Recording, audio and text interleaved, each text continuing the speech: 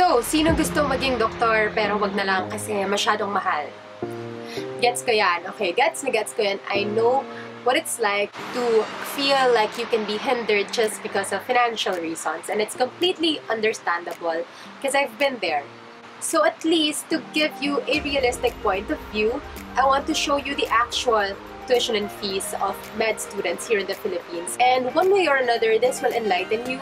At the end of this video, I don't want you to be discouraged or just give up so easily. I just want you to be more prepared that if it's your dream to become a doctor, then you have to know what you're getting yourself into at least, right? So if you're an aspiring med student, or maybe you're a parent who has a daughter or son who wants to go to med school, then this video is for you.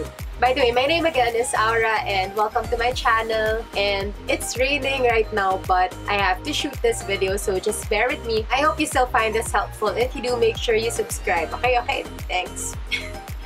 So let's start right away with the tuition and fees. So these are just some of the actual fees from different med schools. So for example, UST, University of Sto, Tomas, it's a lot of people want to go to med school here, and for good reason. It's a very reputable med school here in the country.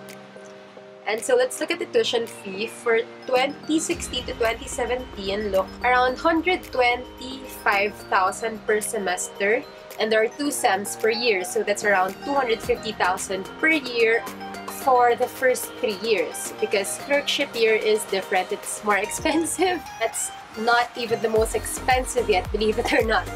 This is the tuition fee for Salle HSI. I was supposed to go to med school here, but my scholarship did not get approved and the tuition fee was so expensive. It's 269,000 per year. So that's more or less 135,000 per sem for tuition and fees.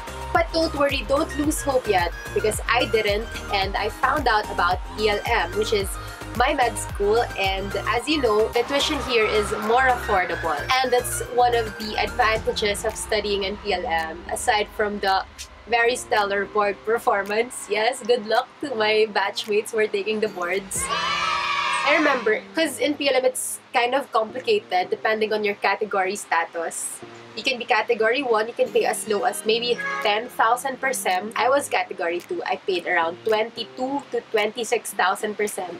And the full paying category is category 3, which is still cheaper at around 70,000 pesos per sem. I know you're gonna have a lot of questions about that, so please just visit my blog. I wrote about the different scholarship opportunities in PLM as well. Read that first before you ask your questions, because I'm kind of 100% sure I've answered all those questions in the past. So the link is down below. I wrote that way back in 2013, okay? So aside from the tuition and fees, that's the heaviest part, but don't forget also that you're gonna be a student, and as a student you're gonna have expenses for your school stuff like printing, school supplies, Xerox, and even the textbooks. Oh my, before I forget, textbooks are very expensive.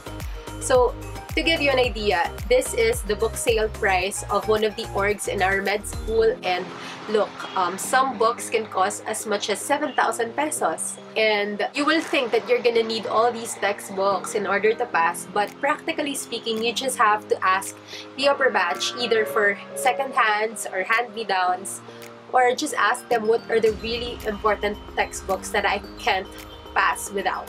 Gets? So just be practical. What else?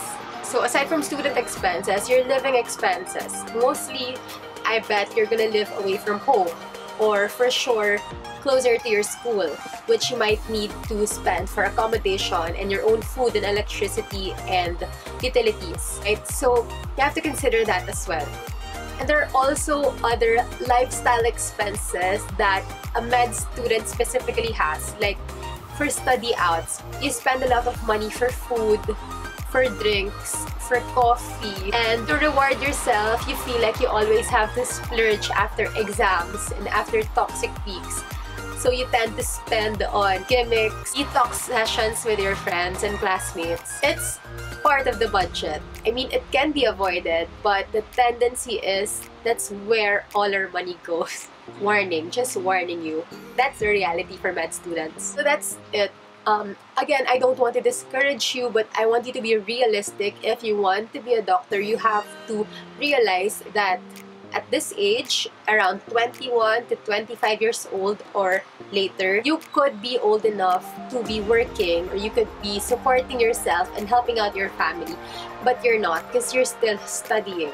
So there, I just really hope that you know what you're getting yourself into and consider yourself warned, and I hope you can find a way to prepare for this. Don't give up hope so easily. You can get really high grades and get scholarships and financial support from different organizations. It can be done. Med school is not just for the rich, although it seems like it. But I'm telling you, it can be done, okay? And by the way, someone mentioned before that I don't mention my blog enough in these videos that I make on YouTube. So yes, please visit auraazarcon.com. That's where it all started for me. I've been writing there, and that's where you can find a lot about me and my med school life when I was still a student myself. Yes. So if you have any questions, wait, no, I don't know the tuition fee for other med schools anymore. But if you do, please share them in the comments below, and I will really appreciate it. And I'm sure the others will as well. That's it for now. Bye-bye.